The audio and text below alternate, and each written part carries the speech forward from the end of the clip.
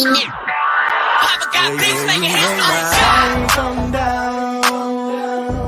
Ooh, you make my high come down. Always tripping when you come around.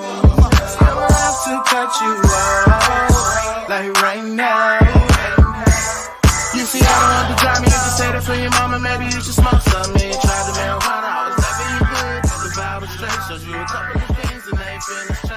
I treated you right. Everything was a gift from a time to your bag and the color on your lip. Welcome to a special edition of Seahawks Man to Man, a YouTube exclusive. My name is Michael-Shawn Dugar. My @ name for whatever Elon Musk is calling that app these days has not changed, and it's at the bottom of the screen at Mike Dugar, MikeDugar. Please hit the like and subscribe button while you're here. We appreciate all of that love and support. Thank you in advance. Make sure you follow us on Instagram and TikTok as well. The handles for both of those are Seahawks Man to Man. That is man, the number 2 man. The same way it's written on our YouTube channel that you're watching on us right now. Chris, go ahead and talk to him. What is going on, everybody? It's your boy, Christopher Kidd. You can follow me on Twitter at CKidd206. That's CKIDD206. And find me on Blue Sky as well. Getting a lot of love over there. So, you know what? I'm going to keep using it. So, you can follow me on those both social medias, Twitter and Blue Sky. I think we might just need a Seahawks Man to Man Blue Sky, and you might just have to double up on that, man. I really don't know if I got enough, but it seems like there's a lot of traction over there, so I don't want to completely ignore it. You know what? You might be able to see if our guy, Ben Baldwin, can hook it up for you where once you tweet out, it automatically goes. Oh, it links them? Yeah. We'll see. I'll explore that this weekend. I got a little time. We'll see. Because I've been getting some good feedback on like the traction, the engagement on Blue Sky. So I don't want to ignore it if people are on it. You know what I'm saying? So just like TikTok and Instagram, stuff like that. I think I've lost around like 500 followers on Twitter because of suspended accounts and people leaving. And then today I get a notification that I got a new follower and it's a porn bot. Meanwhile, on Blue Sky, it's authentic people. Oh, there's no porn on Blue Sky? I mean, if I answer there is, people are going to be like, so Chris, you've been searching. Anywho, well, you don't have to search because it's like on Twitter, it pops up. So, I've never searched for porn on Twitter, but it's just in my mentions. There isn't. You have to go seek it. So if you, okay. Yeah. Whereas on Twitter, I didn't ask for this. This is just a porn bot. Like, hey, I'm like, what? How? Why? So gotcha. It's free of that. Not having anything to do with our podcast, but I just thought I'd let you know, Mike. No, I mean, that's important. I don't like a tweet about Gino and then there's someone talking about boobs, in my replies. I'm like, yo, that's kind of weird. But anyway, quick tangent. People are on Blue Sky. Just to let you know, we're considering it. I'm thinking about it. We're not ignoring you. Anyway, it is time for our weekly edition of Standout Plays. These are coming from the Seahawks' thrilling and exciting 20-17 win over the Niners in Week 11. So our first time in a minute doing Standout Plays after a win, which I can speak for Chris and I. Feels great watching the film, knowing that the ending is positive. Because boy, stuff like that Buffalo game, that's just tough. That's the waste of time, man. It was so bad. My fiance's like, you're still watching it? Like, you watched the game live. I'm like, I know, but I have other things I got to get done, so I have to watch this again. Yeah, and it's just bad tape. Like, it was just bad tape all over some of their losses. The Rams wasn't as much bad tape as Buffalo, but this was probably some of the best tape they've had, and we'll dive into it. So we got lots of stuff to show you guys. Who's kicking it off? Me or you, Chris? You know what? Since you asked, I can go first. Why not? Right, cool. I can take a stab at it. So, woo, yay. Fun film, right? Just because the Seahawks won. And they won in a really good fashion. So the first play I want to look at is, well, who are you going? Who's the focus of standouts? I'm getting to it, but I guess we'll just jump right into that. The focus will be Spoon, Devon Witherspoon. I thought he had a really good game in regards to tackling, in regards to his coverage. This season he has been okay, but he hasn't been good in the areas that the Seahawks need him to be, which is in the secondary in regards to tackling and making plays on the football. Guys just haven't been targeting. He hasn't been targeted as much, but against the Niners, he got all of that. He got targeted. He was in run fits, and I thought after watching the tape, he was doing it all. There were a couple of plays that I'm like, damn, if he was doing that against this team, maybe they would have won, et cetera, et cetera. But that doesn't matter. It's all about what he did against the Niners. And this first play is from the first quarter, if I'm not mistaken. And it's the interception. Excuse me, the second quarter. About 10 minutes left, 2nd and 5. The ball is on San Francisco's 25. And this is the play where they go cover one. All right. So basically, it's man-to-man. The Seahawks do send a pressure, and that pressure is from our friend Ernest Jones, who will be featured on our standout plays for this week. So as I start rolling it, you will see communication in this coverage. So right now, it appears that Ty Okada, he is manned up on the outside receiver, which is Deebo Samuel. But as they motion him across, you will see Ty communicating with Kobe, number 8. Hey, man, this is you. You got it. Cool. So I'll go ahead and roll the play, and you will see just a minor communication as the play develops. So he goes in motion. As you can see, Ty is pointing. Hey, Kobe, that's you. Kobe's like, got you, bro. Got you. I got you. I got you. The play is snapped. And as you can see, it's mano a mano. Again, the pressure is being sent. It's 5-on-5, 5 linemen versus 5 defensive linemen, i.e. the linebacker, which is Ernest Jones in this scenario. All right. You got Tyrese Knight. He's going to take on Christian McCaffrey out the backfield. You have Reek, who is on Jennings, and you have, or actually, that's not the running back. Excuse me. You have Tyrese Knight, who is guarding, I want to say, Juszczyk in this scenario. Devon Witherspoon at the top of your screen, he is guarding Christian McCaffrey. And then you have Kobe Bryant, who is taking number 1. That's Deebo. And you see it's all working out. Julian Love is on the tight end. So as we run the play, sticky coverage. I love that Devon gets his hands on Christian. It's within that 5 yards, so that's cool. It's legal. No complaint there. Very physical. He tries a whip route, and Devon is all over it. I don't know if that's tape or he just has a feel for what's being done here, but he is all over it. And if you look at it, the Seahawks are doing a pretty good job of covering their defenders one-on-one. And in this play, the ball gets tipped into the air and is intercepted by Big Hank. So I'm going to roll it back again just because I want you guys to watch the flow and motion, communication. Hey, you got here. They send a pressure. Everything is pretty much locked up. Devon Witherspoon attacks the football, gets his hand on it, which allows the Big Hank to go in and get the interception. So this is just one aspect of Devon Witherspoon's game that fans want to see more of. Him attacking the football, foot in the dirt, attacks the ball, gets a hand on it, tips and overthrows. And I'm pretty sure after the game, or maybe in a later press conference, Devon talked about tips and overthrows, and this play specifically, I forget who asked him, but basically he was like, I just got to, in this scenario, one-on-one, I got to win my one-on-ones. And in this scenario, Devon won his one-on-one.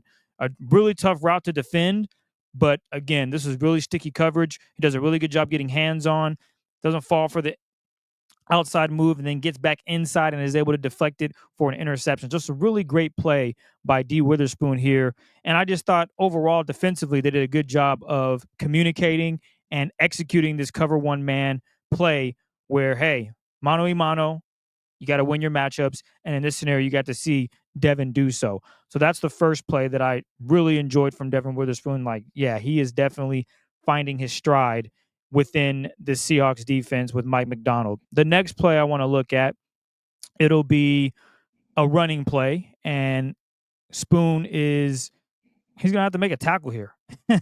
And for the past few weeks, Mike and I have been talking about his struggles in stopping runs and making tackles for a loss. He's been missing, and he's a for sure tackler for the most part. He is someone that when there is a runner free, you can count on Devon Witherspoon to bring him down. And this is an example of it. So in this one here, it is going to be second quarter, about 8 minutes, 2nd and 9 on this play here. And the ball is at San Francisco's 28. And Devon Witherspoon is at the top of your screen, okay? And the Niners, I believe, they come out in, let me see, how many wide receivers? 2 wide receivers and a tight end. Okay, an eligible tight end in this scenario. So you have 2 wide receivers. So you're going to come out in 12 personnel. They're bringing out the big boys on this one here. And it's probably a running scenario, and the Seahawks are prepared for it. So as we run this play through, you're going to see they have not pulling. they did a nice motion for use check. And what this is doing is they're going to try to get him to crack back on number 98. It didn't work out. That's a tough play to make for any fullback. It just wasn't going to happen here. As you can see, number 98 gets instant pressure in the backfield. Boom. McCaffrey has to bounce it. And then you see Devon Witherspoon at the top of your screen fighting against the tight end. Gets a little bit outside, gets a little too far outside, but with his speed and quickness, he is able to recover, gets his foot in the ground, and gets back and makes a nice little tackle along with Tyrese Knight. And this is just something that we've seen previous weeks Devon Witherspoon miss on. And also look at the flow of the D-line, right? Everyone does their job. That's something that's huge within this defense. Everyone doing their job. So when the play is snapped, obviously number 98 wins off the line of scrimmage. That's great. But look at everybody else. Everyone is on a string, and it looks really good. It's perfectly matched up how you want it. A hat on a hat. You guys have guys in motion. Look at this. There's kind of the only way this works is if number 82 gets a good block on Witherspoon. Julian Love, he wins his matchup. He is in position to make a play. And as you can see, it's perfect timing. Number 98 just chasing. Devon Witherspoon gets a little outside, but he's able to stick his foot back in the ground, shoulder to the hips. And as you can see, Tyrese Knight is coming in. Boom. Only a 1 yard gain. And that is the type of defense that fans have been like, where has Spoon been? He's getting back to the swing of things. And this is a great example of him getting back, making a play for a 1 yard gain. And it shows his athleticism, his ability to be physical in the run game, and bring the ball carrier down. We saw earlier in the season against more physical running backs, he might get run over, but he doesn't give up. He has a motor that keeps on going. So it was really good to see him in run fits, making tackles for stops, 1 yard gains, no gains. He definitely made himself known in that game against the Niners. So that was really cool to see. And the last play that I have that I want to reference will be something that I think I've talked about a lot this season. And Coach is never going to give up on this. Coach Mike Macdonald loves the double cornerback blitz. He has run it, if I'm not mistaken, through 11 games. He has run it 6 times. He hasn't connected yet, but he's getting closer and closer. So here we are again, a double cornerback blitz. And the Seahawks here, they have, let me see, 1, 2, 3, 4, 5. So they got their nickel package out there. You got Devon Witherspoon, Kobe Bryant, Reek Woolen, Julian Love, and Ty Okada, number 39. And for this one, they're trying to do a play action pass to Juan Jennings. But the double cornerback blitz brings a lot of pressure, and it's 1st and 10. It's very crazy that Mike Macdonald dials this up. I personally wouldn't do it in this scenario, but hey, I'm not a head coach, defensive coordinator, defensive mind. It's under center, so I guess I can understand it. But at the top of at the snap, you could see pressure immediately coming in. And it's a play action pass, and Devon is, he's right there, gets his hand up, tips the ball, which is a win. It's not a completed pass, but eventually this play will connect. And he's getting a few pressures. It's just now, can he bring down the quarterback? The double corner blitz is going to work eventually. I don't know when. Maybe Sunday against Kyler Murray. But as you can see, they're getting closer and closer to getting this sack. It's a really cool play. I like it. It's dangerous for a lot of reasons, but they are going to continue to try it. And Devon Witherspoon is getting so very close to getting this as a sack, or hell, maybe he gets an interception. I don't know, but I do like that Mike Macdonald keeps dialing it up and hopes that one week we're going to make it work. So the double cornerback blitz is still alive. It's working. Eventually, we're going to get a sack. The Seahawks are going to get a sack there. But those are my standout plays from the Seahawks victory over the Niners. You got Devon Witherspoon forcing interception. You got Devon Witherspoon in the run fits. And then you got Devon Witherspoon on a pressure on a blitz. So he was in all 3 phases, all 3 levels of that game against the Niners. Mike, the floor is yours. I guess I kind of already leaked it, but what you got going for your for your standout plays from the Seahawks victory over the Niners? Yeah, I want to focus on Ernest Jones because he's that dude. Like he is. And I felt it after the game, after watching it live, felt it watching the film. And it was really cool to see and hear players and coaches kind of validate what I was seeing. Because I was watching, I was like, yo, man, it's very rare one dude can make a huge difference. It kind of feels like similar to when Carlos Dunlap showed up in 2020 and they just magically had like an elite pass rush. it feels like we may be trending in a similar direction, largely because of Ernest, not solely because of him, but largely. And I asked Julian Love this week, and I didn't want to bait him into it. I was just like, Julian, what's happened with your run defense the last couple of weeks? Because it's been good. And here's what Julian had to say when I asked him that. Yeah, I think number 13 is probably what's working. That dude's a stud. I mean, we just all really appreciate having him, and he's just such a good leader in terms of he's very steady. He communicates clearly, and above all, he's a dog. He's a see ball, get ball mentality, and so when you have that, guys are playing off him, and also getting some guys back. Having Murph back in the run game is huge because he's a beast. And Leo's playing at a high level. Our backers playing at a high level. Last past game, T Knight was playing at a high level, and just tackling. I think it starts in that middle, just from very, very good play. Everybody else is building off of it. You goddamn right, Julian. You are right. See ball, get ball, and that was the theme of this game. I feel like for everyone, like Julian mentioned, but particularly Ernest. So let me show you some. I got 3 or 4 plays. I think I'll run through them pretty quick. Let's see. What do we got here? I act like I don't have a Google Doc with all this written down. All right. First play, 1st and 10 in the second quarter. Score 7-6. So we got a too high presentation here. With technically a light box, and you see all these guys. Here, I'm gonna play this. I'll play it through while I'm talking. You can see it's a light box with too high. So in theory, they're kind of losing here, numerically, mathematically in the run game. But it doesn't matter. I just want you to watch 13 here. Watch him get off his guy and then meet. I think it's Leo who makes this tackle. Meet Leo at the ball. I mean, oh come on, Chris. We are here with it. We're seeing the ball. We're getting to it, man. And that is shout out to Leo, like Julian mentioned, playing like big defensive end on this too, taking on the puller. That's just pure violence. That looks so painful.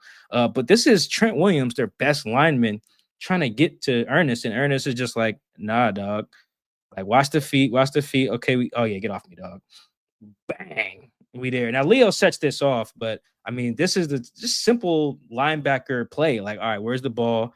And you watch, they're trying to get this misdirection with the orbit motion going. Like, you can see how you can get lost in the eye candy. And we've seen some linebackers that the Seahawks have had get lost in this before. If Ernest maybe takes like a false step to the left or something like that, gets fooled by the eye candy, all right, maybe he's out of position and Trent just smokes him. But instead, following his keys, recognizes where things are going. All right, boom, we here. Oh, get off me, Trent. Oh, yeah, you're good. Bang. Oh, yeah. Love that. See ball, get ball, and fire it up afterward. I mean, Ernest was on it, man. He really was. All right, what's the second play? This is literally the next play. Oh, I love this sequence. I forgot about this. Yeah, this is literally the next play that they try to run on 2nd and I guess this would be 2nd and 9 or whatever. And Ernest, come on, man. Ernest is letting these guys know, I'm here, man. I'm here. Chris, this is one of those plays, like right here. This is why they measure your arm length at the combine. Like, you can kind of see like why they do stuff like that. You got 64, who I believe is one of their good linemen too. Forget his name. Like, nah, man, get off me. I'm here. I can get off these blocks. You're not gonna mush me at the 2nd level and spring this for a big one. Because you can see if Ernest is like not in this hole, like where he's supposed to be, Kobe and Jay Love are in a tough spot here at the top of the screen. This could get real dicey. And instead, like you were mentioning with Spoon, form tackling, just textbook stuff, man. And these are simple little run concepts that the Niners have been killing these guys on for years, and they just weren't able to get it. Like, this is another too high look, which is important because they really want to be able to defend the run at a too high without bringing a dude into the box. And to do that, your big boys got to play well, which you can see with the front, what these guys doing as well. Like, look at Byron here, take on this double. All right, now 64, a little late getting to Ernest. Ernest sees it. Like, where's Christian supposed to go? Can't cut this nowhere. Byron's there, Ernest is there, and then bang, make the tackle. I forget how many yards this ended up being. 2 yards. And I think that set up a 3rd and 7 that they end up scrambling and getting it on. But it doesn't matter. The point is, the Niners had a very hard time, whether you're trying to get to the perimeter or going between the tackles. They had a hard time getting the ball away from number 13. And that's why I used the first thing Julian says after I ask him how the run defense is, what's been working. He's like, number 13. Like, there's other guys too, but it starts there. So I loved what Julian had to say about that. Again, it kind of validated what I was seeing and what everyone's kind of seeing when they watch the film. This is 1st and 10 in the 3rd quarter. We're in too high again, but this I thought, Chris, was kind of interesting. You see they're in base. Like, we got three like traditional inside backers on the field. Or I guess maybe not totally base, but you guys get the point. So we got Drake Thomas actually next to Spoon, and then we got Ernest Jones, and then Tyrese Knight, or standing over Debo and Tyrese. I'm gonna just play it while I'm talking. Is coming on a run blitz, and the edge gets set, and Ernest, come on. It's like, Christian, where you going, dog? I'm here. It's like, you can't run from me. Whether you want to get outside the hashes, you want to go in between the tackles, I'm here, man. And another thing I wanted to shout out with this, I mean, obviously this is just good see ball, get ball from Ernest too, just finding it. And Chris, you know what Ernest kind of reminded me of in this game? You're a big hoops guy, so you'll probably like this. You know how there's like some players in the NBA you just can't speed up. You know, they just play really. They play their speed. Luka is one of them. Shea Gilgeous-Alexander from the Oklahoma City Thunder is another one. You want to go back a little bit. Joe Johnson, Paul Pierce, guys who they're not moving fast, but they're always in control and they get to their spots and they don't have to do it going a million miles an hour, which isn't wrong, but their games look a lot different than like who's a speedy guy, you know, prime John Wall, Russell Westbrook, Derrick Rose, guys who are just flying up the court at max speed. Ernest kind of reminds me of one of those dudes who just I'm not racing to the ball. I just know where it's going and I'm going to get there through hell or high water. And then when I get there, everything is textbook. And I also want to give a shout out on this play. Chris, look at this edge being set right here. So keep in mind, guys, on this play, the line of scrimmage is the 45, right? So keep that in mind. So watch 15, Juwan Jennings here. Although, Chris, I do think we should just continuously call him Juan. I like the idea of just calling the black dude Juan, even though I think it's Joan, but pretty Juan sure, is right? Juan is fine. I'm cool with that. Like, but look at where his feet end up getting when he tries to set this edge. Dog, his foot's at midfield. Like Drake Thomas knocked him. That's called knockback right there, and it just opens up just an alley for Ernest and Jay Reed to be there too. And guys everyone is rallying to the ball on that particular play. But you could just see all the different ways, whether he's just finding it without having to go through traffic, whether he's able to get off of Trent Williams or get off of their center or a guard. Like Ernest they could not run away from Ernest, no matter what personnel grouping, too high, nickel, base, whatever, they just couldn't. And Ernest was letting them know. Look at him shaking his head. Like he's letting them know after every single one. And this is my final one from Ernest because I wanted to throw in a coverage play from this as well. Another too high presentation. Like it was really good that they were able to do all the stuff they want to do defensively without having to throw an extra guy in the box. Their scheme works a lot better when they don't have to do that. Mike McDonald's a big too high guy. This is time of the game is this. This is 1st and 15 at the 2-minute warning. It must be in the first half. Yeah, not in the second half. So they try to hit one of their pretty common concepts, one of these little in breakers that they usually try and hit. And Draymond Jones ends up getting the only sack of the game. And I feel like we got to give an unofficial assist. 2, y'all split the assists. 1 goes to Boye, resting against Trent, and the other goes to Ernest. So I played the clip in full, and then we'll slow it down a little bit. So watch number 14 here. Watch Ernest first off, just on the drop. But this is what they've been killing the Seahawks on for years and years and years. With Kyle Shanahan. What they'll do is they'll clear out. So see how that route kind of clear it pulls Kobe and J Love. So now you kind of don't have deep help. So it's really on the corner, who I can't peep who that is. I think that's Josh Jobe at the top of the screen. He's kind of out leveraged, which makes sense. That's how they've been getting beat on it. So the onus kind of becomes on the linebacker to sit in that dig window. So it's not there. And look where Ernest is.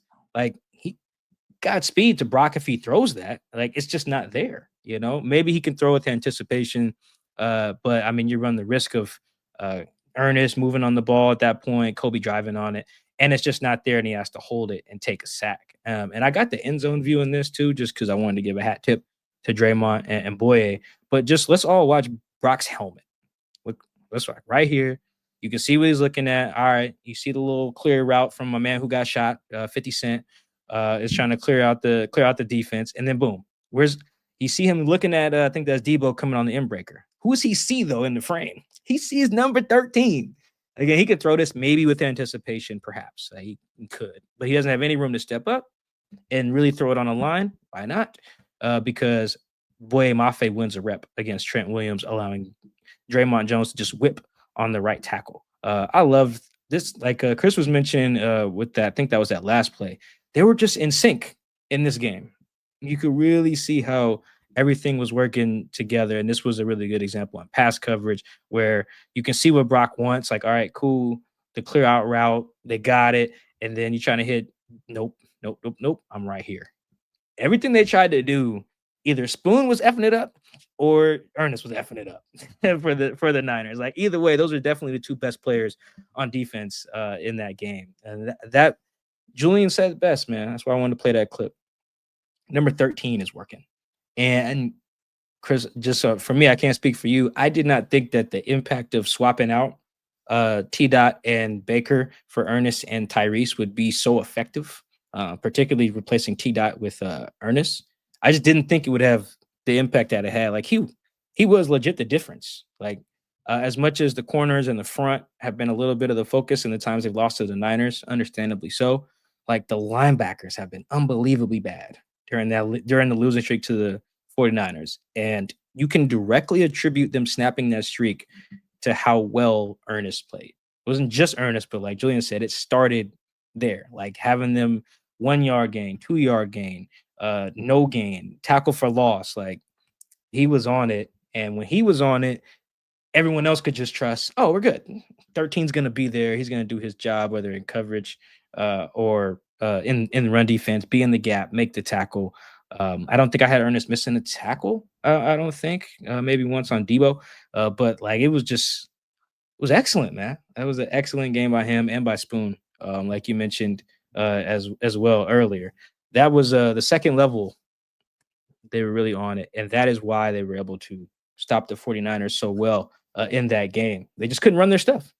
Try to throw it, here's Spoon. You try to run it, here's Spoon and Ernest. Like here's Murphy, here's Leo. They were cooked, man. So yeah, shout out to Ernest. He made a difference in the Rams game too, but they lost, so it didn't matter. But I mean, we couldn't have focused on that. We could have. He played really well in that game too against his old team. Dropped an interception that really would have made it look like he had a big impact too. But even without that, he had a great game there, and then he had an even better one against the Niners. So if there's any reason for optimism on the defense, it's the fact that now it looks like they may be able to unlock so much with Spoon playing like that, Ernest playing like that in the middle, man.